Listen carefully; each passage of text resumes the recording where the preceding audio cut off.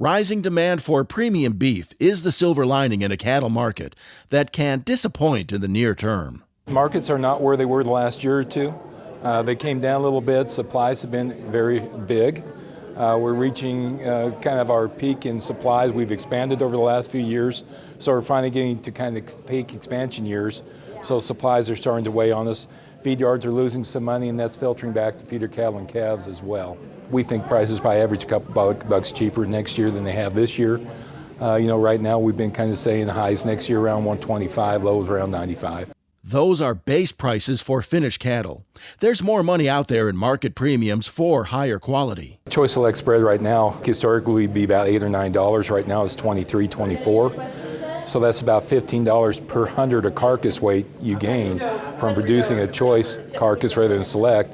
Then there's another $30, $40 premium prime over choice on top of that per hundred weight. So hundreds of dollars in the system if you can mine that. Record-wide spreads reflect the growing preference for better beef here and abroad. Indirectly, at least, that might include China. As China looks for more protein to displace the pork that they've lost through African swine fever, they're going to have to look at everywhere and all kinds of proteins, including the U.S. China still has us blocked from beef. And until they change the rules, then it'll be because other proteins are going up in prices, or the rest of the world sending beef to China, we can send beef to other places that's been displaced. So, if China makes it kind of a fair playing field, then those borders open, then we can go in the front door, and that would be a big deal for us. Meanwhile, here in the States especially, only premium quality will keep consumers coming back. People have the money to spend on quality beef, and that's what they're doing. So Choice and Prime is doing well. We just can't sell our Select product right now. People want the higher quality eating experience. To beat the average price, producers might need to own their calves longer, find out what they're producing, and move away from Select.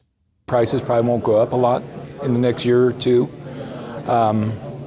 Do what you can. Look at retaining ownership, especially for Angus producers that are producing quality beef that will grade Choice or better. Continue to gather data, be able to use that data in the marketplace, because that's how we're becoming more data-driven all the time, and we can use that. While ranchers keep improving cattle, consumers will keep enjoying the result and rewarding ranchers.